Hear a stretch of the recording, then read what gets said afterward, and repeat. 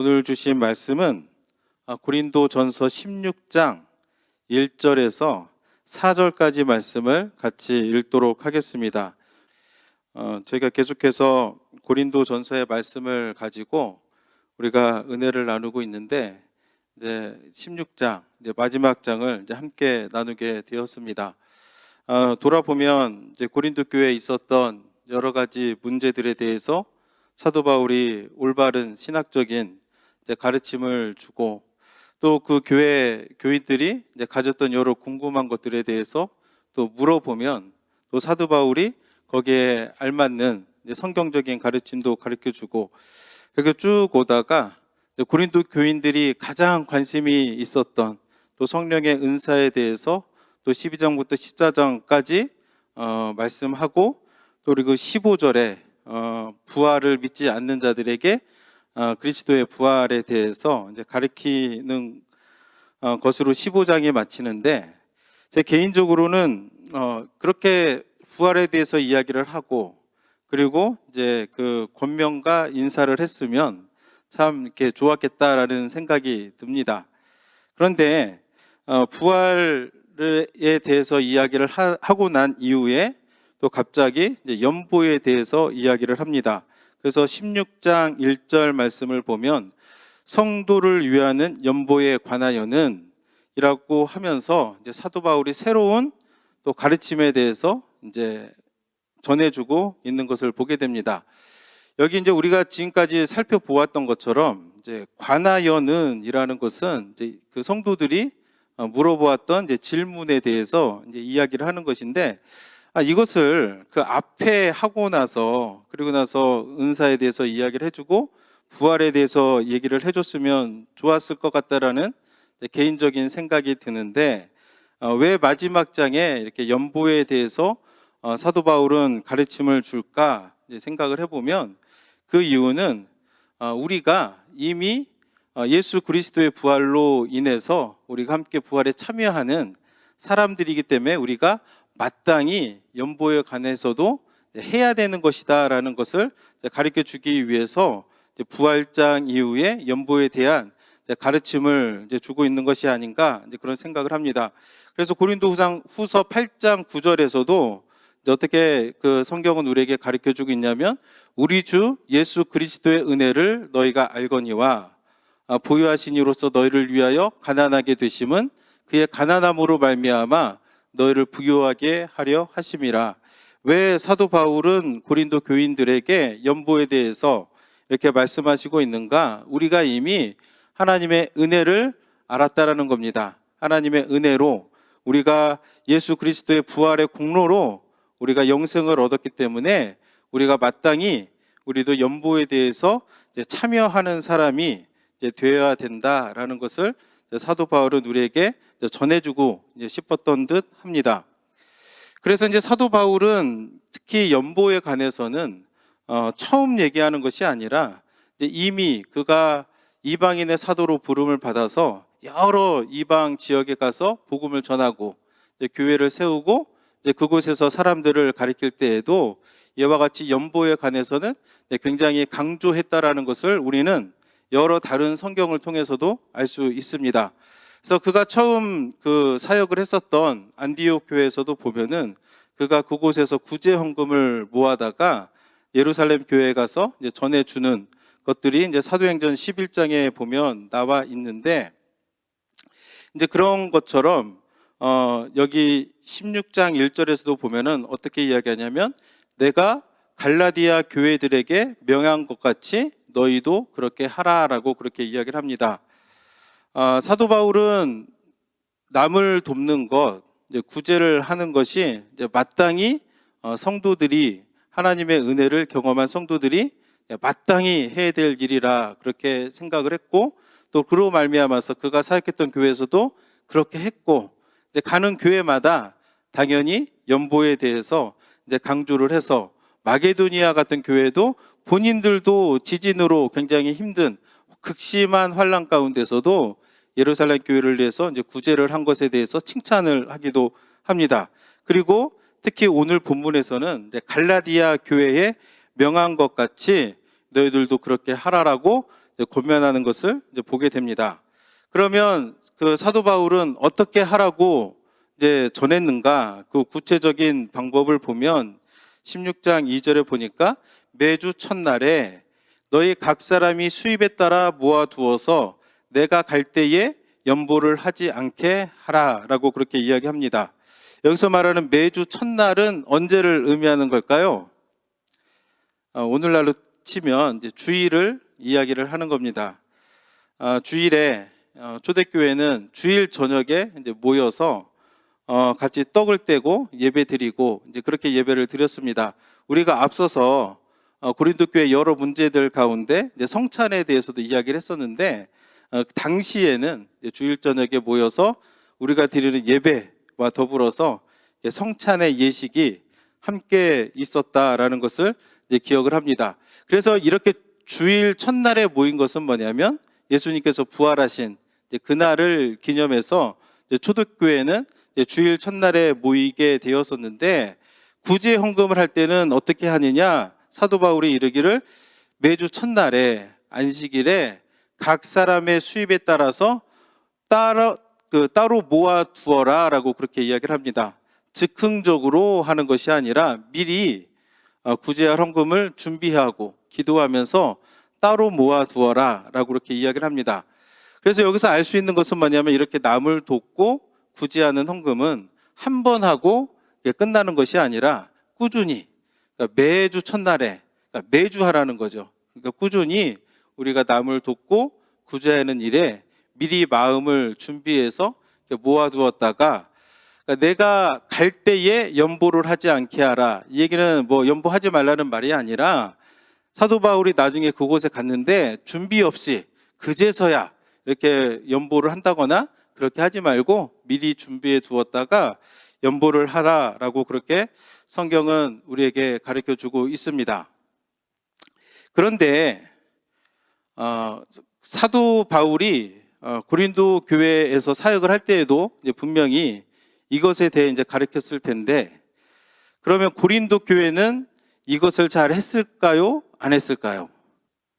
우리가 성경을 보면서 한번 생각을 해보면 사도 바울은 가는 곳마다 사역을 하면서 이렇게 구제하는 것에 대해서 강조점을 가지고 이제 가르쳤는데, 고린도 교회는 그렇게 했겠습니까? 아니면 안 했겠습니까? 아마도 성경 말씀에 1절에 보니까 연보에 관하여는 이라는 말로 미루어 보아서는 이것에 대해서 굉장히 논란이 있었던 것으로 이제 생각이 됩니다. 그래서 이런 논란이 있다 보니까 이제 결론적으로는 아마도 연보에 대해서 이제 고린도 교회 성도들은 열심을 내지 않았을 것이다라고 이렇게 봅니다. 우리 열심을 내지 않은 것뿐만 아니라 오히려 그 연보를 강조하는 사도 바울을 향해서 이렇게 그 돈을 이렇게 밝히는 그렇게 나쁜 사람으로 이렇게 오해를 하거나 이렇게 주장을 해가지고 오히려 사도 바울의 사도권을 이제 공격하는 데까지 나아갔을 것이라고 이제 추측을 합니다. 그래서 이제 고린도 교회는 결국에 앞서도 말씀드렸지만 여러 분파가 있었는데 사도 바울을 따르지 않는, 그리고 사도 바울의 사도권을 의심하는 사람들은 이렇게 연보를 강조하는 사도 바울을 오해해가지고 오히려 그가 거짓 사도인 것처럼 오히려 사도 바울을 이제 공격했던 것으로 보여집니다. 그래서 고린도후서 12장 14절에 보면 그 사도 바울이 고린도 교인들에게 어떻게 이야기를 하냐면, 보라, 내가 이제 세 번째 너에게 가기를 준비하였으나 너에게 폐를 끼치지 아니하리라. 내가 구하는 것은 너희의 재물이 아니요 오직 너희니라. 어린아이가 부모를 위하여 재물을 저축하는 것이 아니요 부모가 어린아이를 위하여 하느니라 라고 그렇게 조금은 격한 어조로 이제 고린도 교인들에게 이제 말하는 것을 보게 됩니다. 아무도 내가 구하는 것은 너희의 재물이 아니다 라고 사도 바울이 이야기했던 것을 미루어 보면 아무래도 재물과 관련해서 이제 고린도 교인들 사이에서 이제 사도 바울을 공격하거나 그의 사도성을 의심하는 사람들이 많았을 것이라고 생각을 하고, 또 그렇기 때문에 연보에 대해서도 교인들이 적극적으로 참여하지 않았던 것이 아닌가, 이제 그렇게 우리가 추론을 할 수가 있겠습니다. 그래서 고린도후서 11장 27절에서도 사도 바울은 이제 어떻게 강변을 하냐면 또 수고하며 애쓰며 여러 번 자지 못하고 줄이며 목마르고 여러 번 굶고 춥고 헐벗었노라 라고 그가 사역하면서 겪었던 일들에 대해서 이야기를 합니다. 그가 재물의 욕심을 가졌더라면 마땅히 하나님의 일꾼은 교회에서 나오는 사례로 사는 것이 마땅하다라고 이미 앞서 밝혔는데도 불구하고 사도 바울은 고린도 교회에서 사역할 때에 텐트를 만들며 그렇게 사역을 했다라는 것을 우리는 알고 있습니다. 그러면서 그동안 그가 사역해 왔을 때 뭐 재물을 바라거나 그가 어떤 세상의 이익이나 유익을 바라며 살아온 것이 아니라 오직 복음을 위해서 사도 바울은 어떻게 살았는가? 수고하고 애쓰고 여러 번 자지도 못하고 줄이며 목마르고 여러 번 굶고 춥고 헐벗었었다라고 하면서 고린도 교인들에게 그동안 본인이 어떻게 사역해 왔는가, 어떤 가치를 가지고 어떤 마음으로 사역해 왔는가에 대해서 이야기를 하면서 고린도후서 12장 14절에서 보면 그의 사도된 것에 대해서 이야기를 합니다. 14절 말씀에 사도의 표가 된 것은 내가 너희 가운데서 모든 참음과 표적과 기사와 능력을 행한 것이라 라고 하면서 본인의 사도권, 재물을 탐하는 거짓 사도가 아니냐라는 잘못된 생각을 가지고 있는 사람들에게 본인은 재물을 탐한 적도 없고 마땅히 내가 가져야 될 것을 주장한 바도 없고 오직 참음과 표적과 기사와 능력을 행함으로 내가 사도된 것이 너희에게 증명이 된다라고 하면서 자신의 사도권을 이렇게 강조하고 있는 것을 사도 바울은 오늘 본문을 통해서 우리에게 가르쳐 주고 있습니다. 그러면 우리가 여기에서 한 가지 한번 생각을 해보길 원합니다. 그러면 사도 바울은 이런 오해를 받으면서도 왜 이렇게까지 연보를 강조했을까?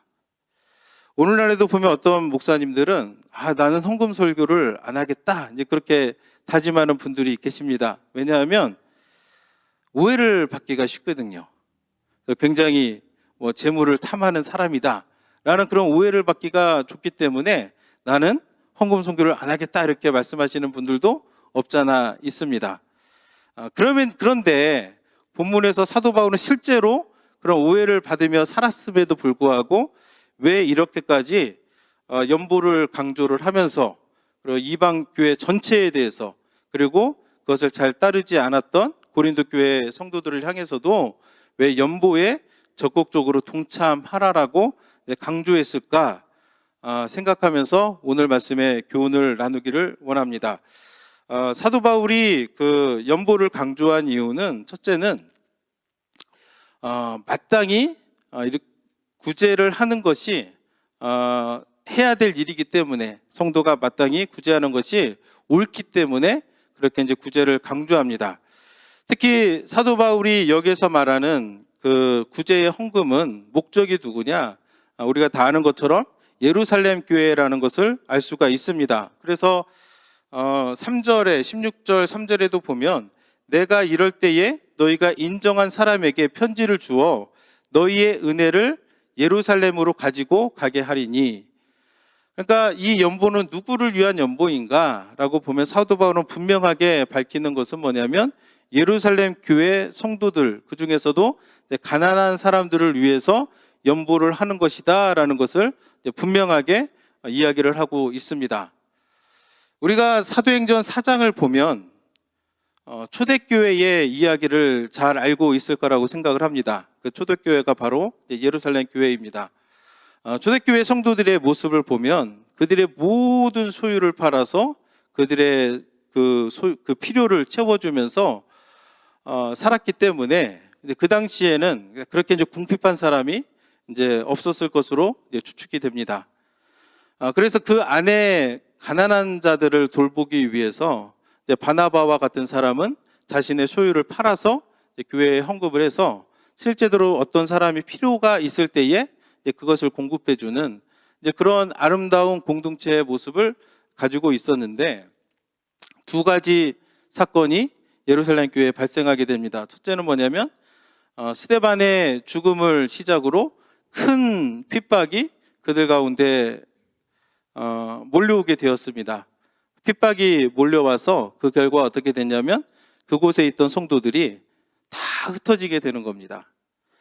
이게 흩어지다 보니까 서로 자신의 소유를 팔아서 그것을 채워주던 사람들이 다 흩어지다 보니까 그곳에 궁핍한 사람들, 가난한 사람들이 따로 남겨지게 되는 상황이 초래하게 되는 겁니다. 더불어서 어떤 일이 발생하느냐, 사도행전 11장 28절에 보면 그 중에 아가보라 하는 한 사람이 일어나 성령으로 말하되 천하에 큰 흉년이 들리라 하더니 글라우디오 때에 그렇게 되니라. 글라우디오라는 로마 황제 때에 아가보라 하는 사람이 예언한 대로 큰 흉년이 들면서 우리가 다 아는 것처럼 큰 흉년이 들면 누가 제일 어렵습니까? 가난한 사람들이 가장 어렵습니다.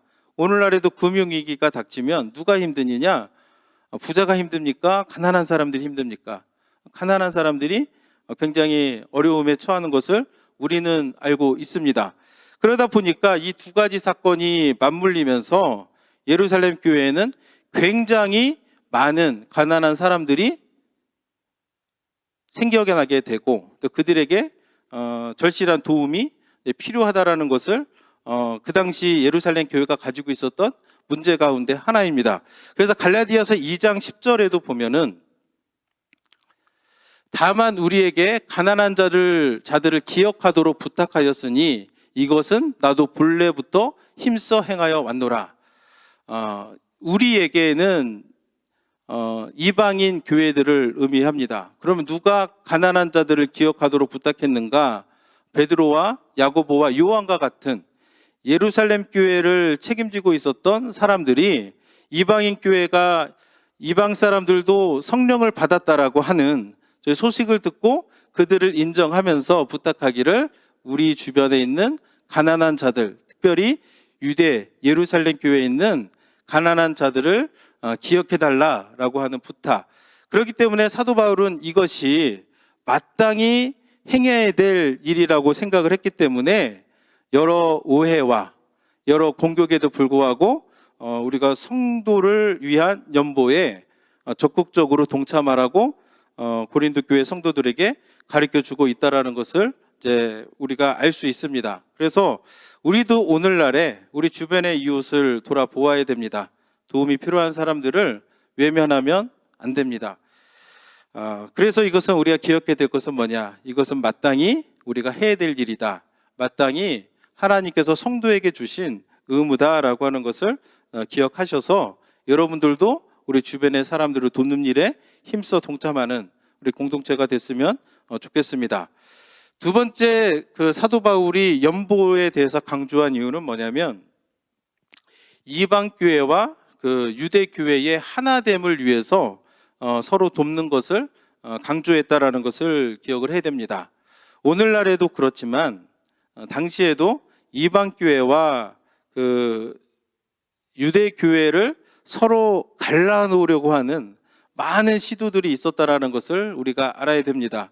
그래서 사도 바울이 이방 교회를 세우고 이제 가는 곳마다 믿음으로 말미암아서 할례가 없어도 믿음으로 말미암아서 구원을 받을 수 있다라고 전하고 가르쳤을 때에 또 어떤 유대인들이 몰려와서 거짓 선지자들이 몰려와서 그것이 아니다라고 하면서 그 사이를 갈라내고 틈을 내고 그랬던 사람들이 굉장히 많았었는데 사도 바울이 예루살렘 교회가 힘들 때에 아니 너희들은 맨날 우리가 뭐 좀 하려고 하면 간섭하고 에이 이렇게 모른 채 하지 않았다는 겁니다. 그들이 힘들고 어려울 때에 그들도 어려웠지만 적극적으로 그 유대인 예루살렘 교회를 도왔던 그 이유는 그 하나됨이라는 것이 얼마나 소중한가, 그 하나됨의 가치가 너무나도 소중하기 때문에 사도 바울은 그렇게 강조를 하고 있는 겁니다. 우리가 앞서서 성령의 은사에 대해서 말할 때도 우리가 그리스도의 몸의 한 지체로서 서로가 서로를 돌보는 것이 굉장히 중요하고 서로 조화를 이루는 것이 중요하다라는 것을 우리가 말씀을 통해서 배웠는데 이것이 유대인 교회와 이방인 교회 사이에서도 이제 똑같이 적용이 돼서 예루살렘 교회가 어려움을 겪을 때, 그 교회 안에 힘든 사람들이 많이 있을 때 마땅히 그들을 돕는 일이 하나됨을 위해서 반드시 필요한 일이다라고 그렇게 이야기를 합니다. 그래서 그 이유를 보니까 로마서 15장 27절에서 사도 바울은 이렇게 이야기합니다. 저희가 기뻐서 하였거니와 또한 저희는 그들에게 빚진 자니 만일 이방인들이 그들의 영적인 것을 나눠 가졌으면 육적인 것으로 그들을 섬기는 것이 마땅하니다라고 그렇게 이야기를 합니다. 우리가 다 아는 것처럼 우리는 유대인들을 통해 가지고 우리가 복음을 받았습니다. 그래서 사도 바울이 로마서 16장에서도 분명히 복음이 첫째는 유대인이요, 그 다음에 헬라인이다라고 그렇게 이야기했는데, 그들로부터 우리가 영적인 것을 나눠 가졌기 때문에 육적인 것으로 그들을 섬기는 것이 마땅하다라고 이야기를 합니다. 마땅하다라는 것이 무엇입니까? 섬길 때에 어쩔 수 없이 뭐 하는 게 아니라는 거예요. 기쁨으로, 감사함으로 하나됨을 위해서 기꺼이 하는 것이 옳은 일이다라고 그렇게 이야기를 합니다. 그래서 고린도 후서 9장 13절에서도 이렇게 이야기합니다.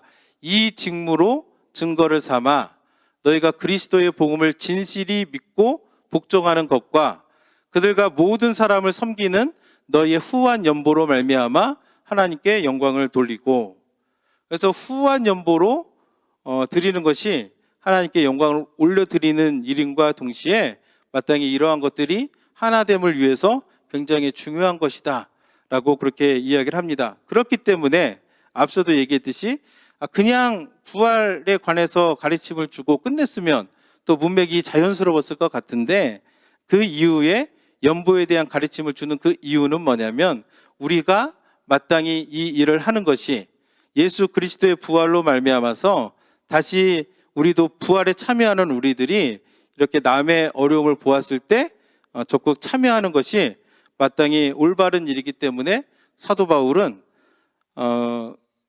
연보에 대해서 고린도 교인들에게 함께 동참할 것을 가르치고 권면하는 것을 보게 됩니다.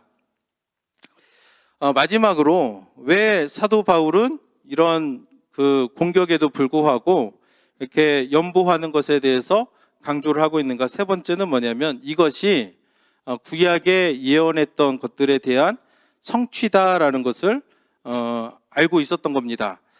이사야서 66장 18절 말씀에 보면 내가 그들의 행위와 사상을 아노라. 때가 이르면 문나라와 언어가 다른 민족들을 모으니 그들이 와서 나의 영광을 볼 것이며, 그리고 20절에 이렇게 이야기를 합니다. 나 여호와가 말하노라. 이스라엘 자손이 예물을 깨끗한 그릇에 담아 여호와의 집에 드림같이 그들이 너희 모든 형제를 문나라에서 나의 성산 예루살렘으로 말과 수레와 규자와 노새와 낙타에 태워다가 여호와께 예물로 드릴 것이요. 그러니까 사도 바울은 구약에 예언됐던 마지막 날이 되었을 때에 하나님이 어떻게 이 세상을 회복시켜 나갈 것인가, 그 말씀을 생각하면서 이방 교회들이 마땅히 예루살렘 교회가 어려움에 처했을 때에 그 예물을 모아다가 그곳에 드리는 것이 그 언약의 성취를 위해서 마땅히 해야 되는 일이다라고 사도 바울은 보았다라고 우리는 추측을 할 수가 있습니다. 그렇기 때문에 여러 가지 공격과 어려움에도 불구하고 사도 바울은 이런 이유들로 인해서 그 예루살렘에 있는 가난한 자들을 돌보는 것이 마땅하기 때문에, 그리고 이렇게 하는 것이 이방 교회와 예루살렘 교회의 하나됨을 위해서 올바르기 때문에, 그리고 구약에 예언되어 있었던 그 예언의 성취를 위해서도 이방 교회들이 이렇게 연보를 모아다가 예루살렘 교회를 돕는 것이 이제 합당하다라고 그렇게 교인들에게 이렇게 도전하고 권면하는 것을 보게 됩니다. 그래서 오늘도 우리가 이 세상을 살아갈 때에 우리의 시선이 어디에 있는가 우리가 좀 생각을 해봐야 됩니다. 우리의 시선이 나만 향해 있으면 그것은 하나님이 원하시는 모습이 아니다라는 것을 기억을 해야 됩니다.